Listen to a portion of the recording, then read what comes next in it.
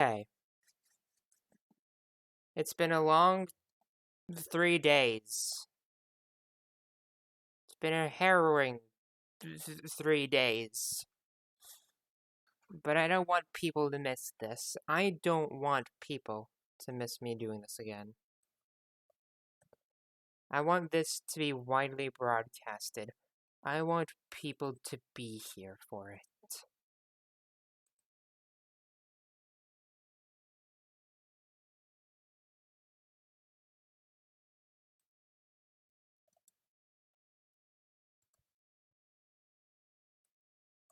I'm gonna just tag people in it.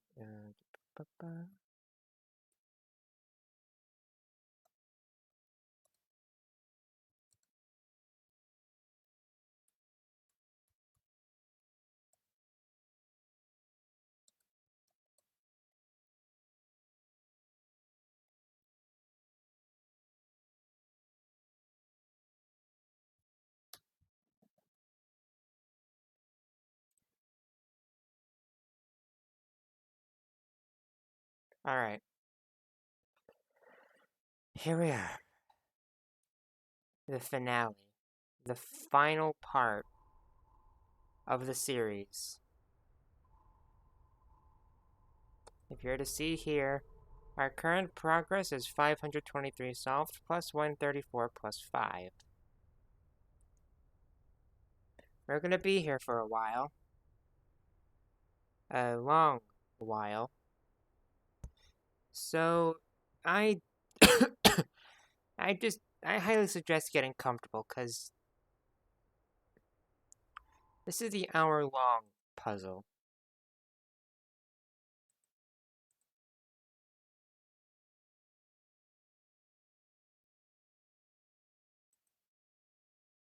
This is that puzzle. This is the hour-long environmental puzzle. That's not the thing I wanted. This is the thing I wanted.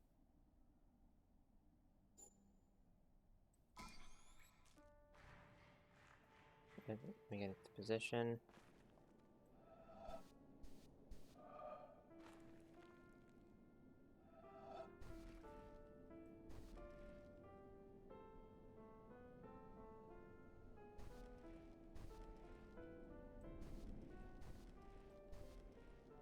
How many of you here have personally witnessed a total eclipse of the sun? Yeah, now we wait.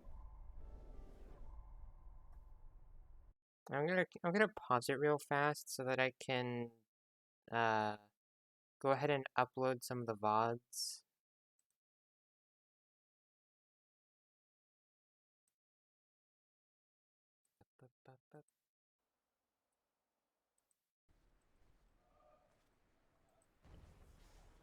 Alright, that one's good.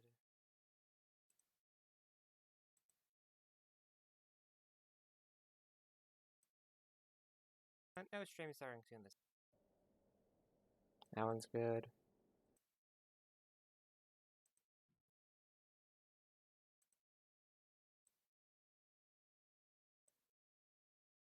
Again. Of course I'm going the wrong fucking way. And that one's good, okay. Beautiful. Beautiful, okay.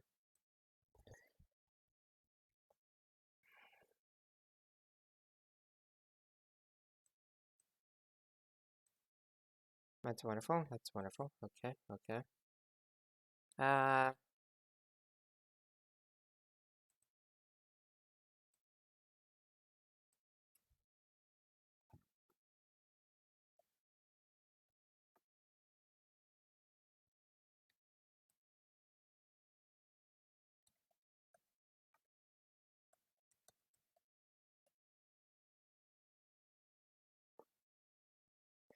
Anyway, without further ado. One day in the shadow of the moon is one of my humble goals in life.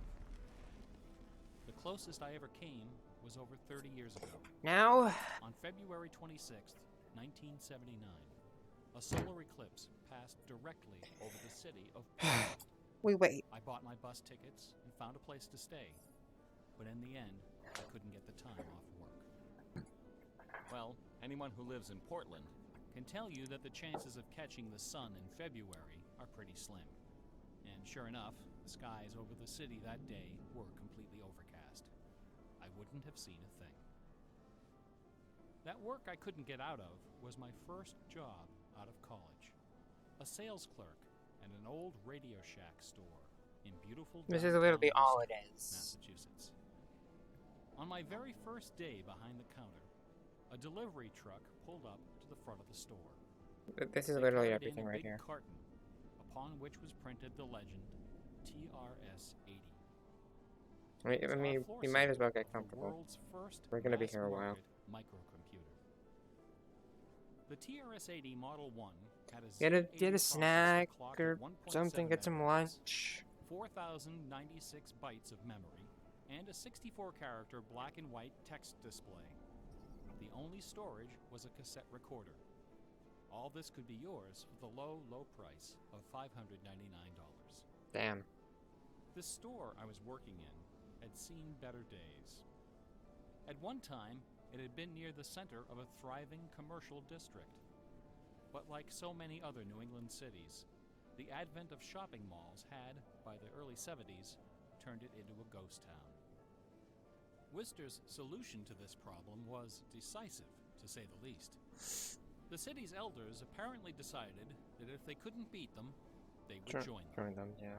And so, several square blocks at the heart of the city were bulldozed into oblivion, destroying dozens of family businesses, including the site of a pharmacy once operated by my great-grandfather.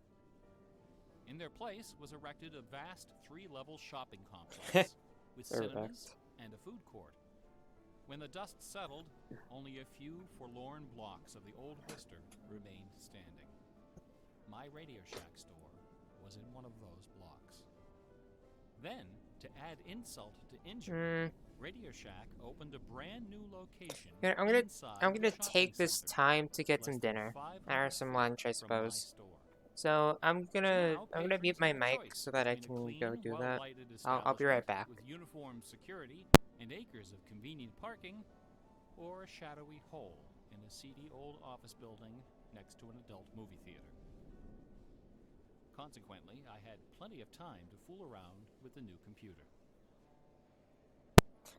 I of course have seen this thing multiple times, so I know what everything's going on. It just required to do this. It's an hour long. Pain. Okay, I'm gonna go get lunch now. For the edification of the winos who peed in our doorway. Strangely enough, the few customers we had didn't seem to be interested in our new computer, even after the 16K memory upgrade. In fact, most of the people who set off the buzzer on their way through the front door weren't there to buy anything at all. They were there to exploit a free promotion, which was the bane of Radio Shack employees for over 40 years. The Battery of the Month Club. The idea of this promotion was simple. Customers got a little red card upon which was printed a square for each month. 12 times a year, the lucky sales clerk got to punch out a square and give the customer one brand new AAA, AA, C, D, or 9-volt battery.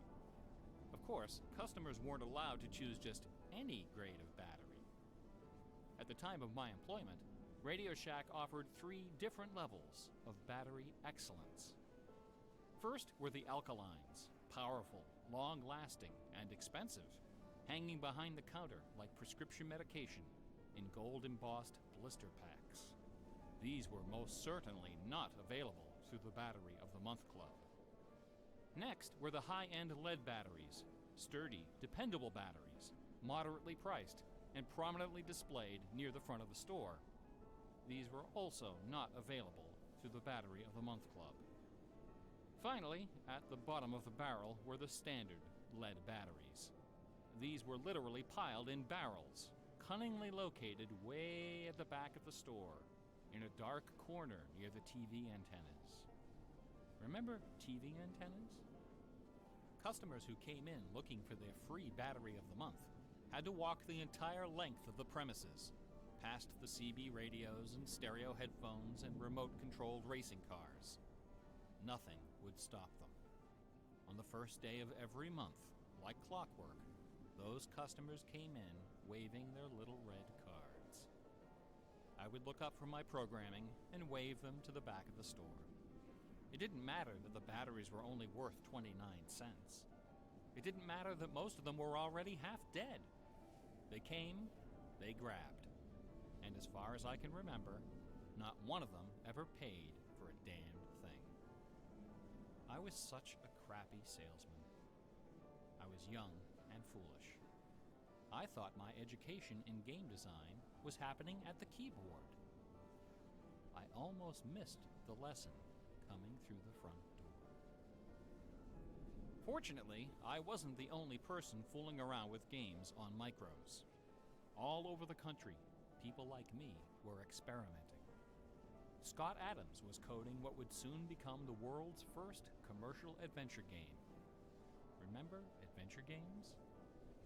My future employer, Infocom, was being founded, along with other legendary companies like Online Systems, Sirius, Personal Software, and SSI. Those were exciting times. Teenagers were making fortunes. Games were cheap and easy to build. The slate was clean. But in 1979, the biggest news in gaming had nothing to do with computers. On the morning of the autumn equinox, September 20th, a new children's picture book appeared in the stores of Great Britain. This picture book was rather peculiar. It consisted of 15 meticulously detailed color paintings, illustrating a slight whimsical tale about a rabbit delivering a jewel to the moon. On the back jacket of the book was a color photograph of a real jewel, shaped like a running rabbit, 5 inches long, fashioned of 18-karat gold, suspended with ornaments and bells, together with a sun and moon of blue quartz. According to the blurb underneath, this very jewel had been buried somewhere in England. Clues pointing to its location were concealed in the text and in the pictures of the book. The treasure would belong to whoever found it first. The book was called Masquerade. It was created by an eccentric little man with divergent eyes and a talent for mischief named Kit Williams. Within days, the first printing was sold out, and the empire that never sleeps found itself in the grip of rabbit fever. Excited readers attacked the paintings with rulers, compasses, and protractors. Magazine articles and TV specials dissected the clues, floated theories, and followed with keen delight the reckless exploits of the fanatics. One obscure park, unfortunately known by the nickname Rabbit Hill, was so riddled with holes excavated by misguided treasure seekers that the authorities had to erect signs assuring the public that no gold rabbits were to be found there. Some hunters ended up seeking psychological counseling for their obsession. The craze leapt over the Atlantic Ocean and invaded America, France, Italy, and Germany. It sold over 1 million copies in a few months, a record unrivaled by any children's title until the advent of Harry Potter. Over 150,000 copies were sold in foreign translations, including 80,000 copies in Japanese, despite the fact that the puzzle was only solvable in English. It didn't matter that the Masquerade jewel was only worth a few $1,000s. Many seekers spent far more than that in their months of exploration and travel. It was the thrill of the chase, the possibility of being the one. Treasure hunts, secret messages, and hidden things seem to exert an irresistible appeal. They're fun to look for and to talk about, and this fact of human psychology has been exploited in computer games since the earliest days. It finds expression in the hidden surprises we call Easter eggs.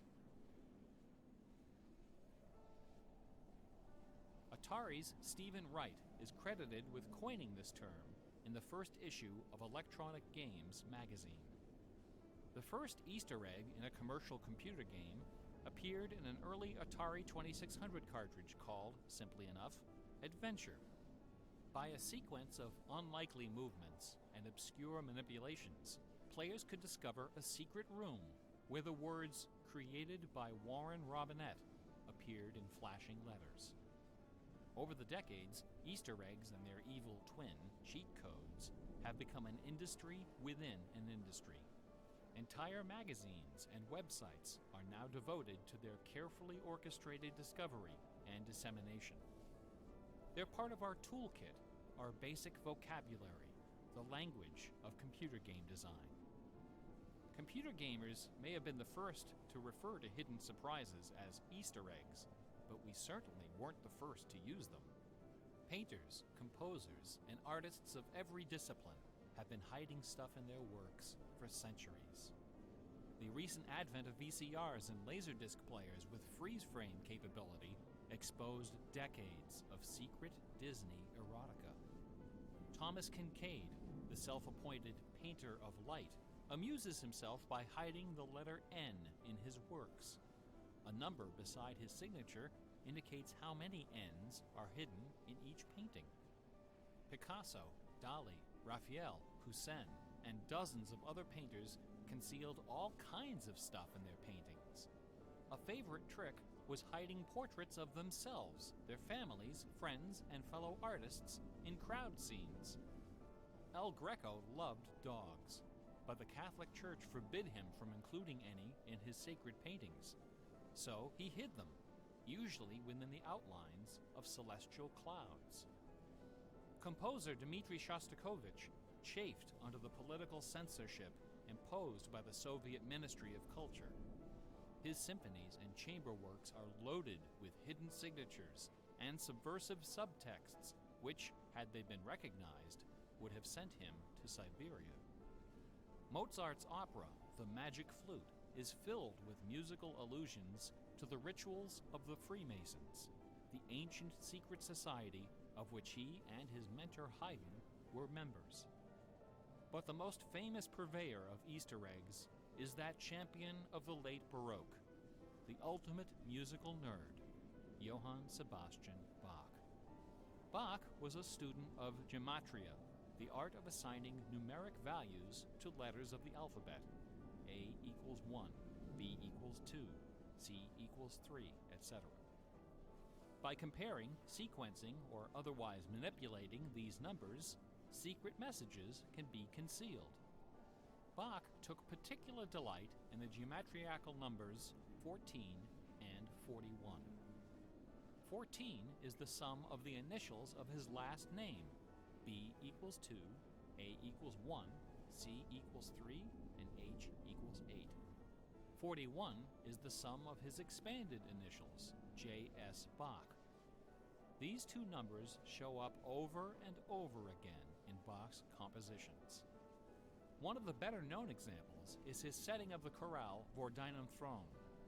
The first line of the melody contains exactly 14 notes, and the entire melody, from start to finish, contains 41.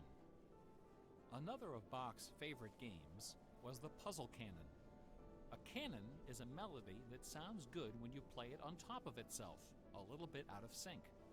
Frere Jacques and Row, Row, Row Your Boat are familiar examples of simple two-voice canons.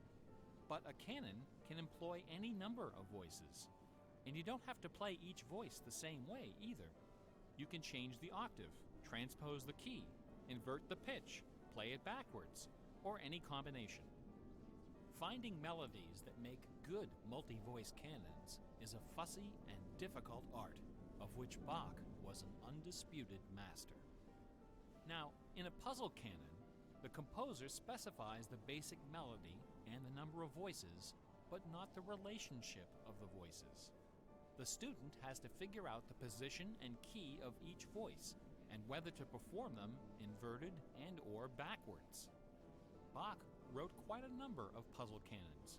The most famous, BWV 1076, is part of a fascinating story. One of Bach's students was a fellow by the name of Lorenz Misler, founder of the Society of Musical Science. This elite, invitation-only institution devoted itself to the study of Pythagorean philosophy and the union of music and mathematics. Its distinguished membership reads like a who's who of German composers, including Handel, Telemann, and eventually Mozart. Applicants for membership in the society were required to submit an oil portrait of themselves, along with a specimen of original music. With nerdly efficiency, Society member number 14 decided to combine these admission requirements into a single work. He sat for a portrait with Elias Haussmann, official artist at the court of Dresden. This portrait, which now hangs in the gallery of the town hall in Leipzig, is the only indisputably authentic image of Bach in existence. The Haussmann portrait shows Bach dressed in a formal coat with exactly 14 buttons. In his hand is a sheet of music paper, upon which is written a puzzle canon for 6 simultaneous voices. In 1974, a manuscript was discovered which proved that this canon was the 13th in a series of exactly 14 canons based on the ground theme of the famous Goldberg variations. As if these musical gymnastics weren't enough, Bach liked to hide messages in his compositions by assigning notes to the letters. His initials, B-A-C-H, correspond to the pitch sequence B-flat, A, C, and B natural in German letter notation. This theme makes its most memorable appearance in the last bars of his final composition, The Art of Fugue, published soon after his death in 1750. The word fugue comes from the Latin fuga, which means flight, as in running away. So, the art of fugue is the art of flight, the art of taking a theme and running with it.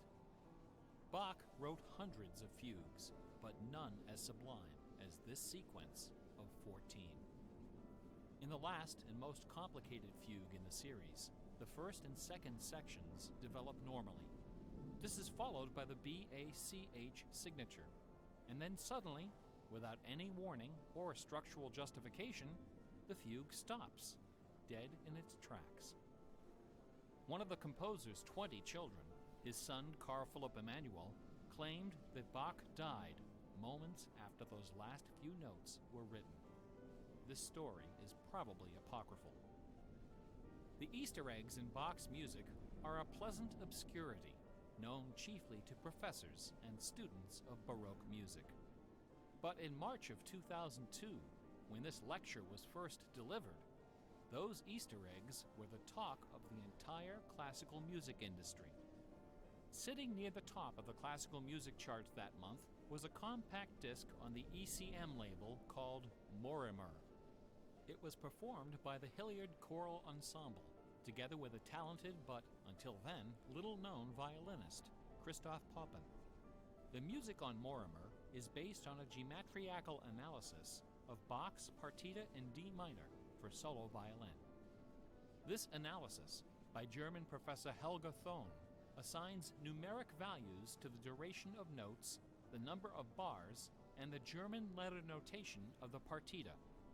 In doing so, she claims to have discovered the complete text of several liturgical ceremonies encoded in the notes. The CD presented these hidden texts superimposed over the original music. The result was strangely melancholy, dark, haunting, and very, very popular. Quite a few music critics attacked this disc. They didn't buy Professor Thon's analysis, dismissing it as a combination of numerology and canny marketing. Their caution was not without basis. Numerology is a slippery slope down which many a fine mind has slid to its doom. Allow me to offer an amusing anecdote from my own experience. Back in the early 90s, before the internet took off, one of the more popular online bulletin board systems was a service called Prodigy. I bought an account on Prodigy so I could join a fraternal interest group and gossip with fellow members around the country. One day, a stranger appeared on our bulletin board. Right away, I knew we were in trouble. This fellow, whose name was Gary, began spouting all kinds of apocalyptic nonsense about worldwide conspiracies, secret societies, and devil worship. At first, we tried to be polite. We questioned his sources, corrected his histories, logically refuted his claims, and tried to behave in a civilized manner. But instead of soothing him, our attention only made him worse. His conspiratorial warnings became urgent, approaching hysteria. He began to threaten people who disagreed with him. To coin a phrase, Gary went all uppercase. But his most urgent warnings weren't about the gays, the Jews, the Rockefellers, or the Illuminati. According to Gary, the greatest enemy of mankind was Santa Claus. Gary claimed to possess a secret numerical formula that proved beyond a shadow of a doubt that Santa Claus was an avatar of the Antichrist.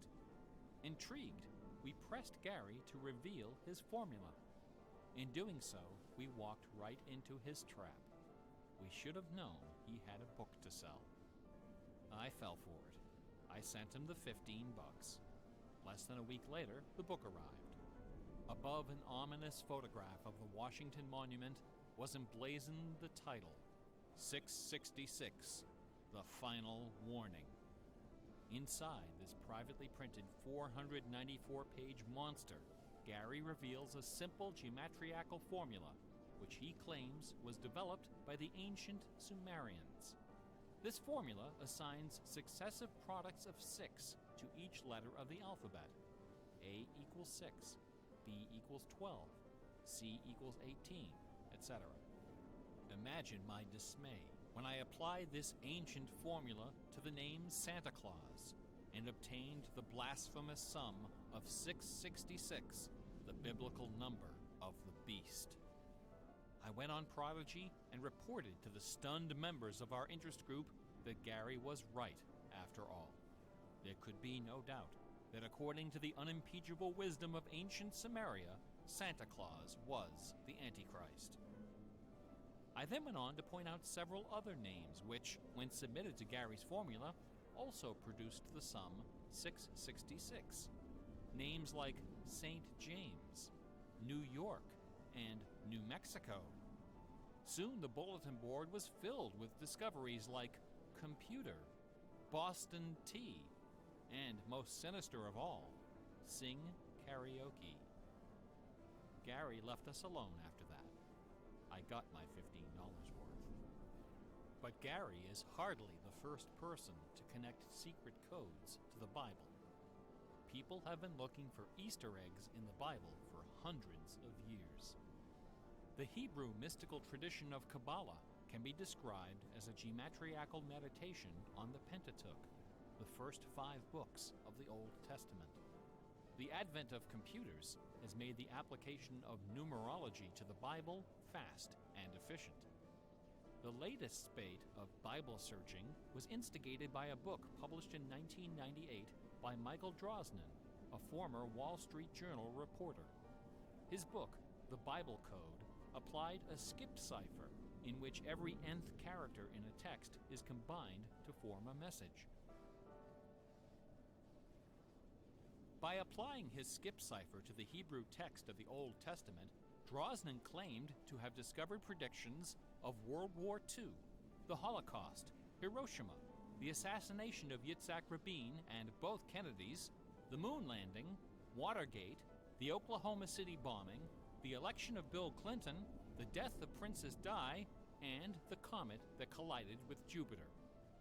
He also found predictions of a giant earthquake in LA, a meteor hitting the Earth, and nuclear Alright, I'm back. What I all miss? scheduled to occur before the end of the last decade. The Bible Code spent many weeks on the bestseller lists, spawning several sequels and dozens of imitators. The Bible has certainly attracted its share of crackpots, but for the real hardcore egg hunters,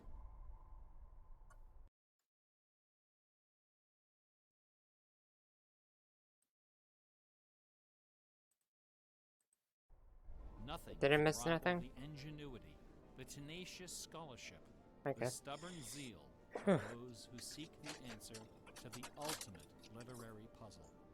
A poisonous conundrum that has squandered fortunes, And I have to sneeze destroyed again. careers, and driven healthy, intelligent scholars to the brink of madness and beyond. Who wrote Shakespeare? Shakespeare, of course. The essays and books devoted to the Shakespeare authorship problem are sufficient to fill a large library. Several such libraries actually exist. Huh. Not even a day-long tutorial, much less an hour lecture, can begin to do justice to this complex, bizarre, and dangerously tantalizing story. Ha! Nevertheless, This is an hour-long for the lecture. unacquainted, I will attempt to summarize the issue in a few paragraphs. The Okay. undisputed facts of Shakespeare's life and career could be scribbled on the back of a cocktail napkin. We know for a fact that a man named William Shakespeare was born in 1564 in or around the village of Stratford upon Avon. Nuggets. We know that he had a wife and at least 3 children. We know he bought property in Stratford, Good was for him. involved in several lawsuits with his neighbors, and died there in 1616, aged 52. Oh. We also know that during those same years, a man with a last name similar to Shakespeare worked as an actor on the London stage, eventually becoming co-owner of some of the theaters there. We also know that about the same time, a number of most excellent poems and plays were published in London under the name Shakespeare.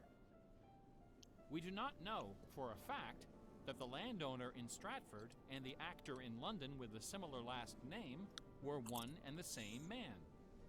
We do not know for a fact that either man had anything to do with the poems and the plays. All we know is that those poems and plays have, in the 400 years since their composition, come to be regarded as a pinnacle of Western culture. Good for them. The works attributed to Shakespeare appear to have been written by a man or woman who knew something about just about everything. They're filled with references to mythology and classic literature, games and sports, war and weapons of war, ships and sailing, the law and legal terminology, court etiquette, statesmanship, horticulture, music, astronomy, medicine, falconry. Don't even know what that last one is. Theater. Therein lies the problem. How could a farmer's son of uncertain schooling, from a mostly illiterate country village, a man of practically no account at all, wield such encyclopedic learning, with so much eloquence and wit, so much wisdom and human understanding? For the first 150 years, nobody questioned the traditional history of the bard. Then, in the late 18th century, Reverend James Wilmot, a distinguished scholar who lived just a few miles north of Stratford, decided to write a biography of the famous playwright. Dr. Wilmot believed that a man as well educated as Shakespeare must have owned a fairly extensive library, despite the fact that not a single book or manuscript is mentioned in his will. Over the years, he speculated, some of those books must have found their way into local collections. And so, the good Reverend Doctor scoured the British countryside, taking inventory of literally every bookshelf within 50 miles of Stratford. Not a single book from the library of William Shakespeare was discovered. Oof. Neither were there found any letters to, from, or about Shakespeare. Furthermore, no references to the folklore, local sayings, or distinctive dialect of the Stratford area could be found in any of Shakespeare's writings. After 4 years of painstaking research, Dr. Wilmot concluded, to his own dismay, that only one person contemporary with Shakespeare of Stratford had ever demonstrated the wide-ranging education and expressive talent needed to compose those poems and plays. That man was the multilingual author, philosopher, and statesman, inventor of the scientific method, Chancellor to the courts of Queen Elizabeth and King James, Sir Francis Bacon. Dr. Wilmot never dared to publish his theory, but before he died, he confided it to a friend, James Cowell, who, in 1805, repeated it to a meeting of the Ipswich Philosophical Society. The members of the society were suitably outraged, and the scandalous matter was quickly forgotten. Then, in 1857, a lady from Stratford, Connecticut, published a book called The Philosophy of the Plays of Shakespeare Unfolded. In this book, Miss Delia Bacon, no relation to Francis, claimed that the works of Shakespeare were written by a secret cabal of British nobility, including Sir Walter Raleigh and Sir Philip Sidney, as well as Sir Francis Bacon. Delia Bacon's book electrified the world of letters. Battle lines were drawn between the orthodox Stratfordians and the heretical Baconians. Literary societies and scholarly journals were formed to debate the evidence. Hundreds of pamphlets, newspaper articles, and essays were published defending each side and ridiculing the opposition with that self-aggrandizing viciousness peculiar to tenured academics. Armed with her explosive book. Right, did the dude mention anything about karaoke while I was gone? Journeyed to Stratford-upon-Avon and, unbelievably, So that's my favorite part of this obtained lecture. official permission to open Shakespeare's grave. However, when the moment came to actually lift the stone, Delia's self-doubt precipitated a catastrophic nervous breakdown. She later died penniless in a madhouse. Around 1888, things began to get a bit out of hand. U.S. Congressman Ignatius Donnelly of Minnesota became interested in the Shakespeare controversy. One day, browsing through his facsimile copy of the first folio of 1623, he noted that the word bacon appeared on page 53 of the histories and also on page 53 of the comedies. He also noted that Sir Francis Bacon had written extensively on the subject of cryptography. Donnelly began counting line and page numbers, adding and subtracting letters, drawing lines over sentences, circling words, and crossing them out. The result was a complex and virtually incomprehensible algorithm, which he claimed was invented by Bacon to hide secret messages inside the first folio. The greatest Easter egg hunt in the history of Western civilization had begun. Here are just a couple of the sillier highlights. A doctor named Orville Owen of Detroit constructed a bizarre research tool he called the Wheel of Fortune. This wheel consisted of two giant wooden spools wrapped with a strip of canvas 2 feet wide and 1,000 feet long. Onto this canvas, he glued the separate pages of the complete works of Bacon, Shakespeare, Marlowe, Greene, Peele, and Spencer, together with Burton's Anatomy of Melancholy. By cranking the spools back and forth, Dr. Owen could quickly zip across the pages in search of clues and cross-references. Employing a large team of secretaries and stenographers, Owen claimed to have uncovered a complete alternative history of Elizabethan England, as well as several entirely new Shakespeare plays and sonnets. Listen to this hidden verse, supposedly penned by the mighty bard himself, which inspired Dr. Owen to build his Wheel of Fortune. Take your knife, and cut all our books asunder, and set the leaves on a great firm wheel, which rolls and rolls, and turning the fickle rolling wheel, throw your eyes upon Fortune, that goddess blind, that stands upon a spherical stone, that turning and inconstant rolls in restless variation. After publishing 5 thick volumes of this rubbish, Owen announced the discovery of an anagram, indicating that Bacon's original manuscripts were buried near Chepstow Castle on the River Wye. Owen spent the next 15 years and thousands of dollars excavating the bed of the river with boat crews and high explosives. He never found it, did he? He died before anything was found. Oof. A fellow named Arnsberg wrote an entire book based on the analysis of the significance of a suspicious crack in the tomb of Bacon's mother. A Ray of Sanity finally appeared in 1957. To those familiar with the science of cryptology, the name William Friedman needs little introduction. During World War II, Colonel Friedman was the head of the U.S. Army's Cryptoanalytic Bureau. He is credited with cracking the Japanese Empire's most sensitive cipher. After the war, the colonel decided to apply his expertise to the study of the Shakespeare ciphers. He interviewed several of the experts in the field and prepared a detailed scientific analysis, which he published under the title The Shakespeare Ciphers Examined. His conclusion? In a word, bunk. According to the standards of cryptologic science, not one of the hidden messages purportedly discovered in Shakespeare's works was plausible. The rules used to extract these messages from the texts were non-rigorous, wildly subjective, and unrepeatable by anyone except the original decipherer.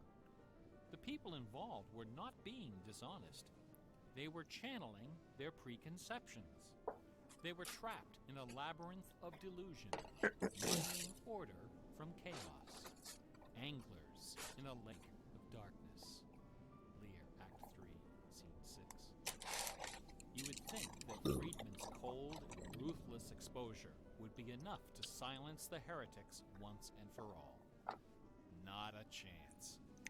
The books and TV specials and websites and conferences and doctoral dissertations keep right on coming. I should point out that the Shakespeare authorship issue is not only the preoccupation of cranks and weirdos. A substantial number of respected authors and Shakespeareans have expressed serious doubts about the traditional origin of the plays. The list includes Nathaniel Hawthorne, Let's be confused with me. Emerson, Walt Whitman, Henry James, Sam I am not Clemens, Nathaniel Hawthorne. Sigmund I'm Freud, Nathaniel Hugh Redmond. Orson Welles, and Sir John Gielgud. Not IRL, of course. That's not my real name. Living skeptics include the artistic director of the New Globe Theatre, Mark Rylance, Michael York, Derek Jacobi, Kenneth Branagh, and even that most revered and scholarly of contemporary Shakespearean actors, Keanu Reeves. Not Keanu. The current leading candidate for the authorship is Edward de Vere, the 17th Earl of Oxford, a theory Keanu proposed Reeves, in huh? 1920 by an English schoolmaster with the unfortunate name J. Thomas Looney. Why is it? Oh, because Looney. What is it Silly. about Bach, the Bible, and the works of Shakespeare that inspires this intense scrutiny? Huh? Nobody's looking for acrostics in Chaucer or Keats. There are no hit CDs of the secret chorales of Wagner or Beethoven. Not yet. For the answer, we need to recognize the unique roles which the Bible and Shakespeare have played in the development of Western culture. No other single work of literature has influenced modern English more than the translation of the Holy Bible published in 1611 under the auspices of King James I. The King James Bible exemplifies the meaning of the word classic. It has been called the noblest monument of English prose, the very greatest achievement of the English language. Where did my phone go? It has served as an inspiration for generations of poets, dramatists, musicians, politicians, and orators. Countless people have learned to read by repeating the phrases in this, the only book their family possessed.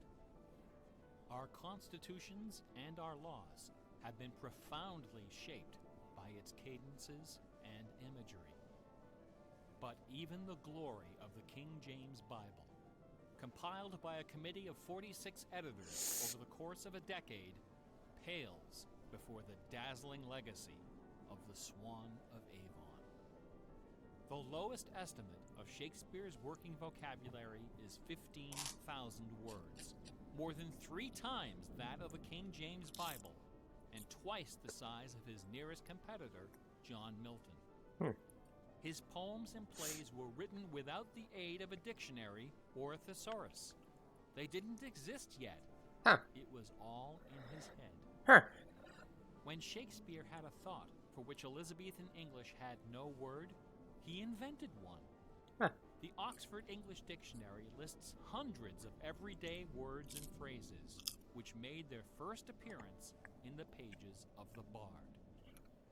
Addiction, alligator, assassination, bedroom, critic, dawn, design, dialogue, employer, film, glow, gloomy, gossip, hint, hurry, investment, lonely, luggage, manager, switch, torture, transcendence, wormhole, zany. What? Hamlet alone contains nearly 40 of these neologisms. What? Who today would have this audacity, this giddy exuberance of invention? I don't know. Only one other English author even approaches Shakespeare's facility for coining new words. Sir Francis Bacon. Of course it's Bacon. In the modern era, the record holder is Charles Dodgson, better known as Lewis Carroll, who, interestingly, also happens to be the second most quoted author in English, after Shakespeare. Everyone has been profoundly molded by the influences of the King James Bible and Shakespeare. Like it or not, all of us peer at the world through the lenses of these great works. They are the primary source documents of modern English thought, the style guides of our minds. Contemplating these dazzling jewels of wisdom and eloquence gives rise to an extraordinary feeling, a potent, rare, and precious emotion with the potential to completely upset your life. An emotion powerful enough to make a man abandon his wife and children, forfeit career and reputation, lay down his possessions, and follow his heart without questioning. That sweet, sweet fusion of wonder and fear, irresistible attraction, And soul-numbing dread known as awe. Awe is the grail of artistic achievement. No other human emotion possesses such raw, transformative power, and none is more difficult to evoke. Few and far between are the works of man that qualify as truly awesome. It is awe that convinces a rabbi to spend a lifetime decoding Yahweh from the Pentateuch. Awe that sends millions of visitors each year to the pyramids of Giza, Guadalupe, and Mecca. It was awe that drove poor Delia Bacon to her doom. Now, please don't come away from this lecture thinking that the key to awesome game design is the installation of Easter eggs. Ordinary games with their contrived Easter eggs and cheat codes are like the Battery of the Month Club. You have to trudge down to the back of the store to get what you really came for. If superpower is what people really want, why not just give it to them? Is our imagination so impoverished that we have to resort to marketing gimmicks to keep players interested in our games? Sadly, yes, actually. Awesome things don't hold anything back. Awesome Nowadays, things are rich and generous. I can't The reach. treasure is right there. And I missed the sing karaoke part, I assume. One afternoon, I was sitting alone behind the counter at that old Radio Shack store. My boss had stepped out for some reason. An elderly woman walked through the front door. Like most of our customers, she was shabbily dressed, probably on a fixed income. I assumed she was there for her free battery. But instead, she placed a portable radio on the counter. This little radio came from the days when they boasted about the number of transistors inside on the case. Huh. It was completely wrapped in dirty white medical tape. The woman looked at me and asked, "Can you fix this?" Slowly, I unwrapped the medical tape, peeling away the layers until the back cover of the radio fell off, accompanied by a cloud of red dust. The interior of the radio was half eaten away by battery leakage and corrosion. I looked at the radio. I looked at the old woman. I looked back at the radio. I reached behind me, where the expensive alkaline batteries were hanging like prescription medication, and removed a gleaming 9-volt cell from its gold blister pack. Then I pulled a brand new transistor radio from a box, installed the alkaline, and helped the lady find her favorite station. No money changed hands. She left the store without saying a word. Let me say thank you, ungrateful. Awesome things are kind of like that. He didn't even thank you.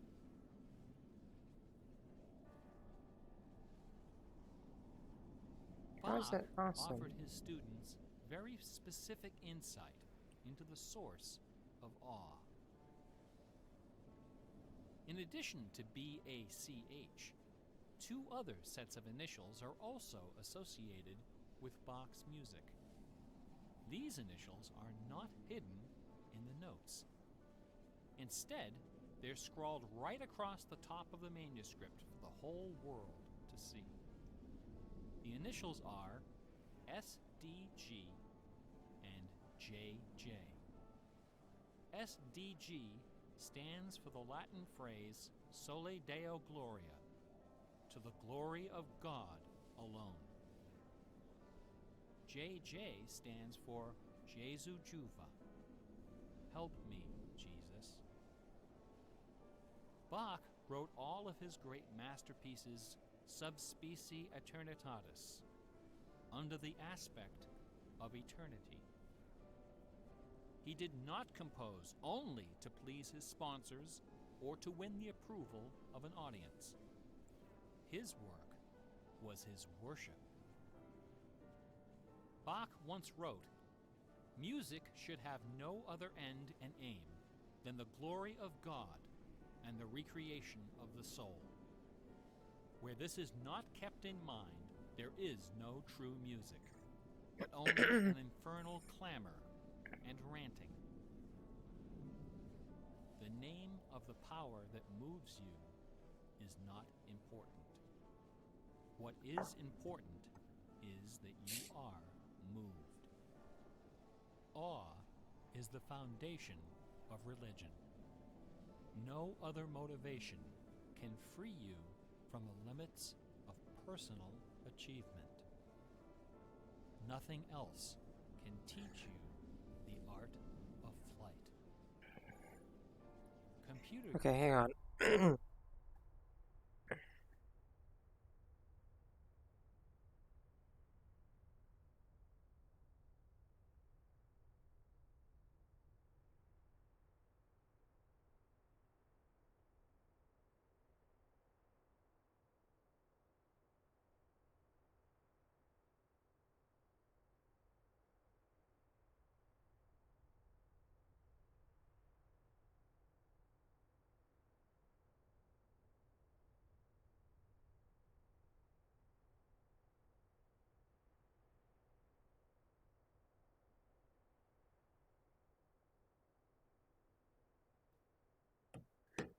games are barely 40 years old. Wow.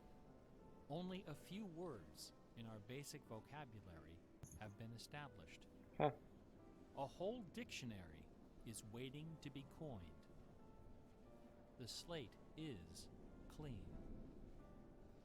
Someday soon, perhaps even in our lifetime, a game design will appear that will flash across our culture like lightning.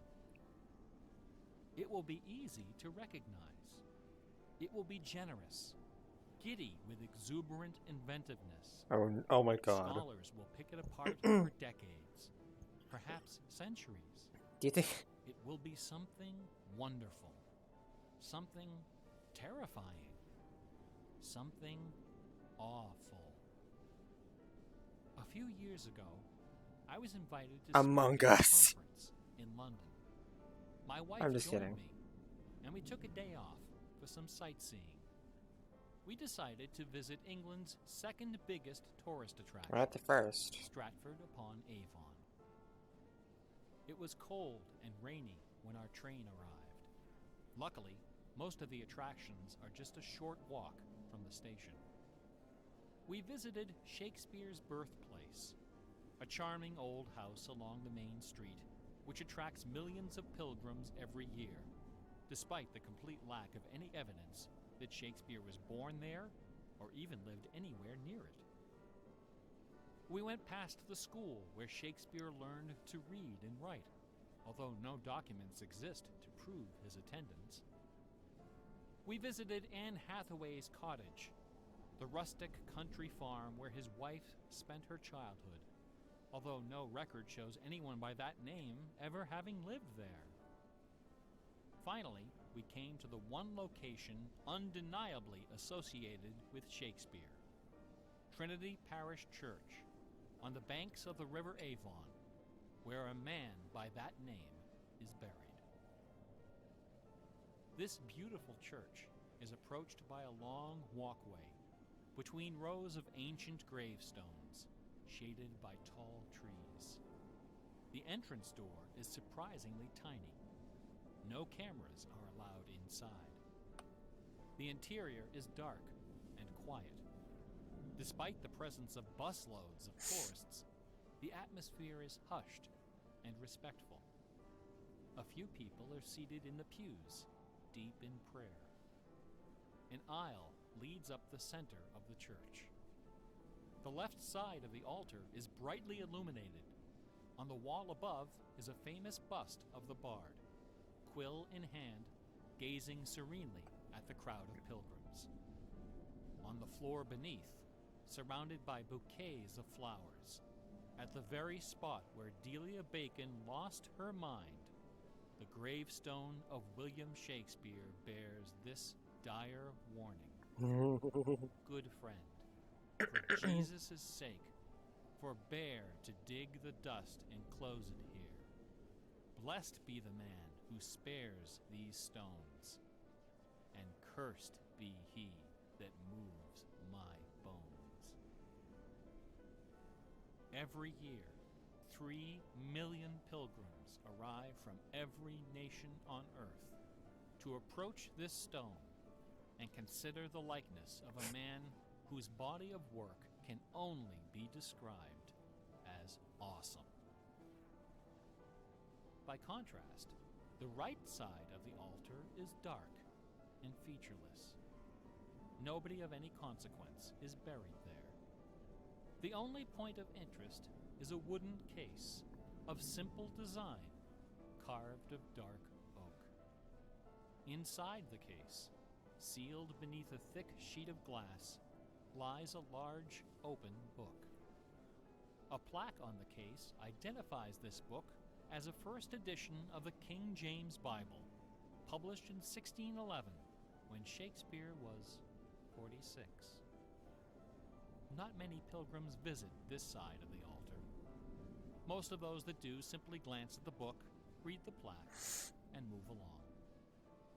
A few, more observant, note that the Bible happens to be opened to a page in the Old Testament, the book of Psalms, chapter 46. No explanation is given for this particular choice of pages. For the initiated, none is necessary.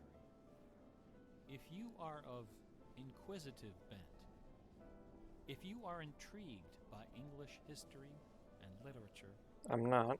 if you value your peace of mind, cover your ears now. In the year 1900, a scholar noticed something about the King James translation of Psalm 46. Something terrifying. Let me guess. Something wonderful. The 46th word from the start is shake, and the 46th word from the word end is from the spear. beginning of Psalm 46 is shake. Yep. The 46th 46th word from the end is spear. is spear. Yeah. This ain't my first rodeo, kid. There are only two possibilities here. This is the greatest coincidence ever recorded in the history of world literature. Or it is not. I know. I've been through this time and time again. Revolves around only one sun. Come on. And has only one moon. Let me finish the thing. The moon happens to be 400 times smaller.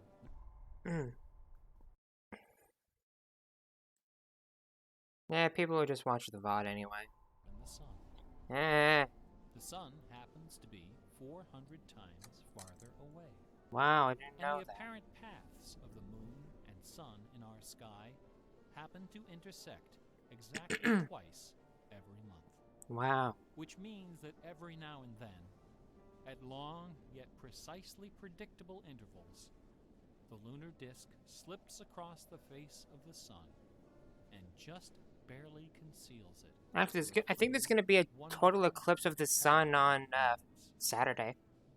A fine coincidence, no? No. In June of 1977, a little man with divergent eyes and a talent for mischief ascended a hilltop in the British village of Ampthill. At the summit of this hill is a tall, slender cross, a memorial to Catherine of Aragon, the first wife of Henry VIII. The sun, high in the south, cast the shadow of the cross. It's almost there. Come on. Hillside. At exactly 12 noon, the man removed from his pocket a bar magnet.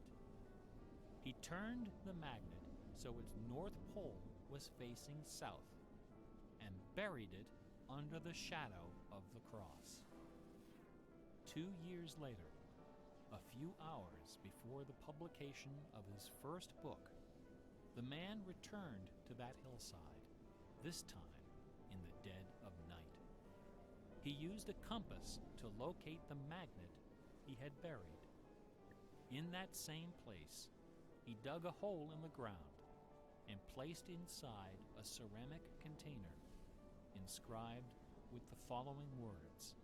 It's there. Come on. It is I am the there. keeper of the jewel of masquerade, which lies waiting safe inside me for you. This is it. This is it. I don't know who's watching. Fire? Is this you, Fire?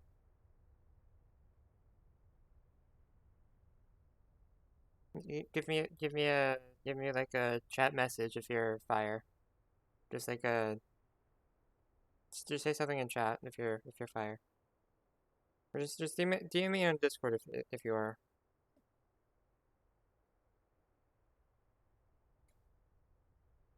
But anyway, this Or eternity.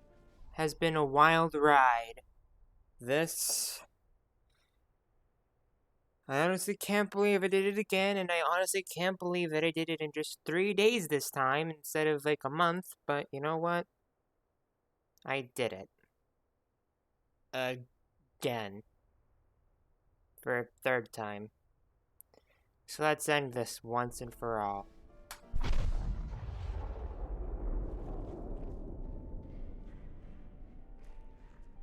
You can shut up now, Mr. Lecture Man. And there we go. There we have it. 523 solved, plus 135 plus 6. On 3:38 p.m. on December 2nd, 2021. Look at that.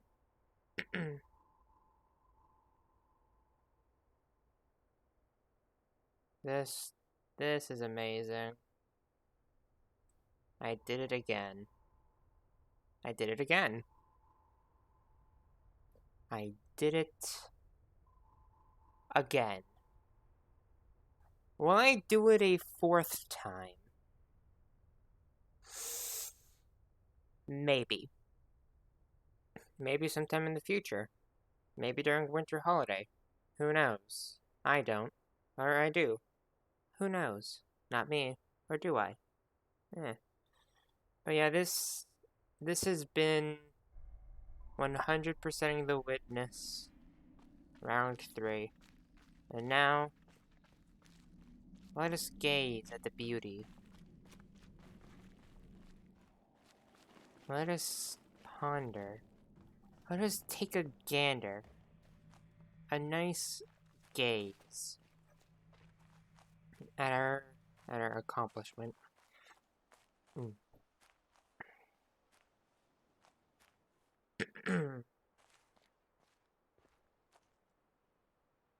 There she is.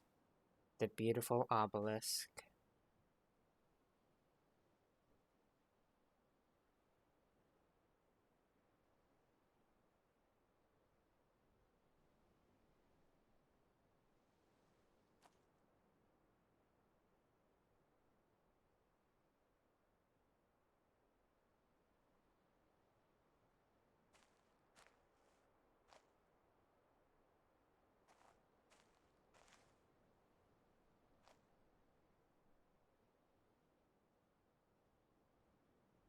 I want to thank all you guys for taking this journey with me.